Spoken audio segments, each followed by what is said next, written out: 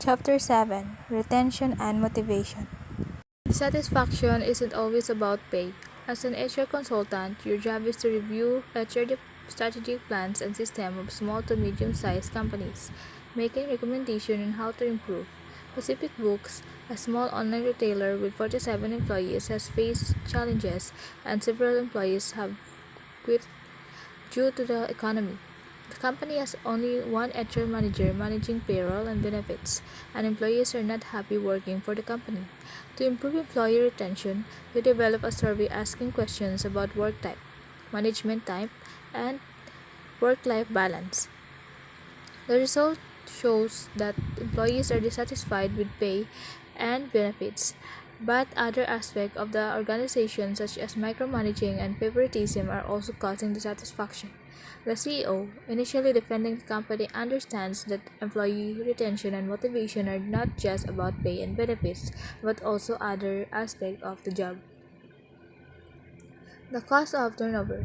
According to the book Keeping the People Who Keep You in Business by Let Braham, the cost of losing an employee can range from 25% to 200% of that employee's salaries.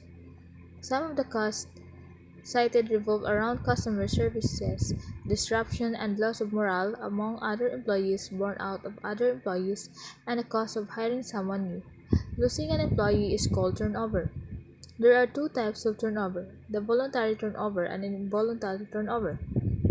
First, the voluntary turnover is a type of turnover that is initiated with the employee for many different reasons. Voluntary turnover can be somewhat rather predicted and addressed in HR, the focus of this chapter. Involuntary turnover is where the employee has no choice in their termination. For example, employer initiated due to non-performance. In HR, we can separate the costs associated with turnover into indirect costs and direct costs. Direct turnover costs include the cost of living, replacement costs, and transition costs, while indirect turnover costs included the loss of production and reduced performance. The following are some examples of turnover costs.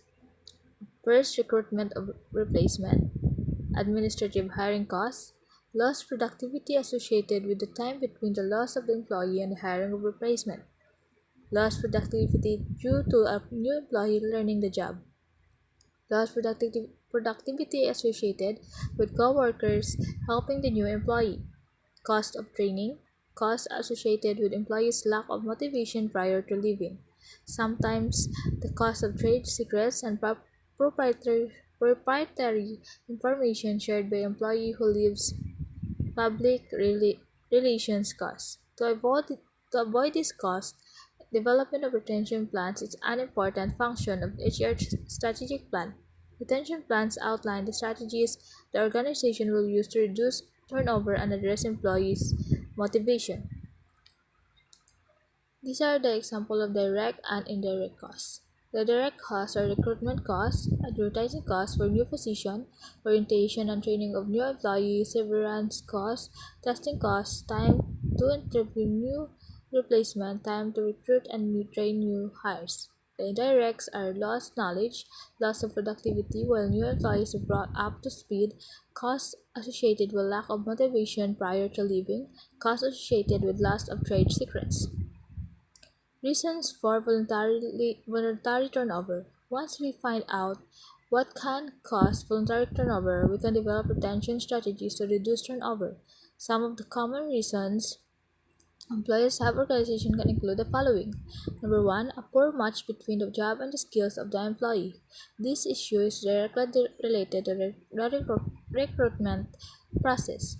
When a poor match occurs, it can cause frustration for the employee and for the manager. Ensuring the recruitment phase is viable and sound is first step to making sure the right match between job and skills occurs. Number two, lack of growth. Some employees feel stuck in their job and don't see a way to have upward mobility in the organization. Implementing a training plan and developing a clearly defined path to job growth is a way to combat this reason for leaving. Number three, internal pay equity. Some employees, while they may not feel dissatisfied with their own pay initially may feel dissatisfaction when comparing their pay with others. Remember the pay equity theory's discussion in compensation and benefits page 146. This theory relates to one reason why people leave. Fourth, management. Many employees cite management as the reason for leaving. This can be attributed to over-managing or macro-managing people, managers not being fair or playing favorites, lack of or poor communication by managers, and unrealistic expectation of managers. 5. Workload. Some employees feel their workloads are too heavy, resulting in employees being spread thin and lacking satisfaction from their jobs, and possibly lack of work-life balance as a result. We know that some people will move or perhaps their family situation changes. This type of turnover is normal and expected. Figure 7.2 Common reasons for employees turnover show the other example of why people leave organization. This is the figure 7.2 Common reasons for employees turnover.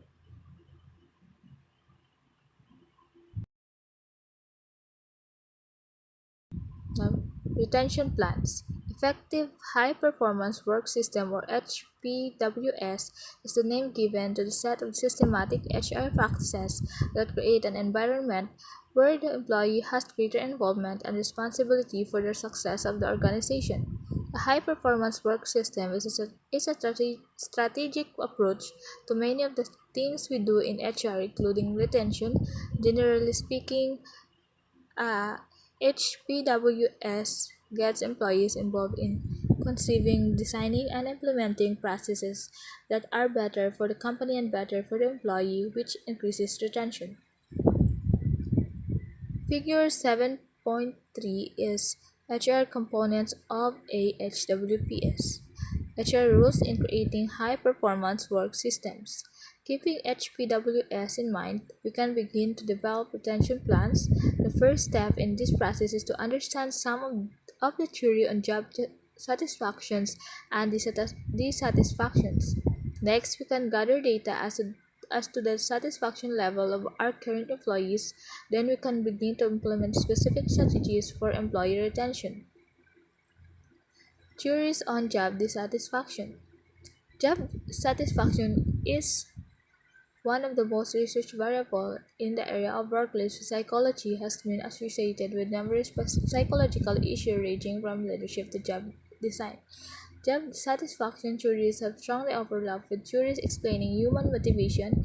The most common and prominent theories in this area include Maslow need hierarchy theory, Herzberg's motivator hygiene theory, the job characteristic model, and the dispositional approach. Progression of job withdrawal. The first step to developing a retention plan is understanding some of the theories surrounding job satisfaction. One of the basic theories is the progression of jobs, Chapter 7, 196 withdrawal theory, developed by Dan Farrell and James Patterson. It says that people develop a set of behavior in succession to avoid their work situation. This behavior includes behavior change, physical withdrawal, and psychological withdrawal. Within the behavior change area, an employee will first try to change the situation that is causing the dissatisfaction. For example, if the employee is unhappy with the management style, he or she might consider asking for a department move. In the physical withdrawal phase, the employee does one of the following. First, leave the job. Second, takes an internal transfer. Third, starts to become absent or tardy. If an employee is unable to leave the job situation, he or she will experience psychological withdrawal. They will become disengaged and may show less job involvement and commitment to the organization, which can create large costs to the organization, such as dissatisfied customers. Figure 7.4 Process of job withdrawal. Employees become dissatisfied for any number of reasons discussed earlier in this chapter. Behavior change. If an ionized increased grievance, whistleblowing, change of conditions such as applying for other job. Physical withdrawal leaves the job, internal transfer, absenteeism, tardiness. Psychological withdrawal, disengagement in job and or with team members, less organizational commitment, became less productive. Hawthorne studies. Elton Mayo conducted experiments between 1927 and 1932 at Western Electric. Hawthorne worked in Illinois to study the impact of workplace factor in employee motivation. His findings showed that worker output improved regardless of the experiment, indicating that workers are happy to receive attention from researchers. This research highlights the importance of employee retention plans involving a training and value-based activity. Maslow's hierarchy of needs. Abraham Maslow's theory of human motivation posits a hierarchy of five needs. First, self-actualization, esteem, social safety, and psychological. These needs are essential for motivation, with psychological needs such as food, water, and shelter being basic. Safety needs including job security, social interaction, and self-esteem. Employees should be motivated by meeting all needs such as fair pay, safety standards, socializing opportunities, and training. Maslow research suggests that increased pay may not be a motivator as long as psychological needs are met. Herzberg's two-factor theory. Friedrich Herbert's 1956 book, The Motivation to Work developed the motivation hygiene theory, which posits that factors that satisfy employees are motivators, while those that dissatisfy are hygiene factors. The top six motivation factors are achievement, recognition, work, responsibility, advancement, and growth. While the top six hygiene factors are company policies, supervision, manager-employee, relationships, work conditions, salary, and per relationships. While fair pay is expected, programs to develop employees, such as management training programs, are considered motivators. MacGregor. Douglas MacGregor composed the XY theory in his 1960 book called The Human Side of Enterprise. MacGregory theories gives us a starting point to understanding how management style can impact the retention of employees. His theory suggests two fundamental approaches to managing people. Theory X managers who have authoritarian management style have the following fundamental management benefits. First, the average person dislikes work and will avoid it. Second, most people need to be threatened with punishment to work toward company goals. Next, the average person needs to direct, and last, most workers will avoid this responsibility. Theory Y managers, on the other hand, have the following benefits. Most people want to make an effort at work. People will apply self-control and self-direction and pursuit of company objectives. Third, commitment to objectives in function of expected rewards received. Fourth, people usually accept and actually welcome responsibilities. Lastly, most workers will use imagination and ingenuity in solving company problems. Carrot and stick. The stick approach, coined in 1700s during the Seven Years' War, involves punitive measures to motivate employees, while the carrot approach offers rewards and incentives. Companies often use the sticks approach, such as firing employees or reducing pay if sales or production increase. However, this approach may demotivate employees if they don't feel the goal is achievable. The current approach is often used as a retention method, often part of the compensation plan. Understanding employee satisfaction theories can help develop retention plans and reduce turnover, incorporating these theories into retention strategies. Sources of employee satisfaction data.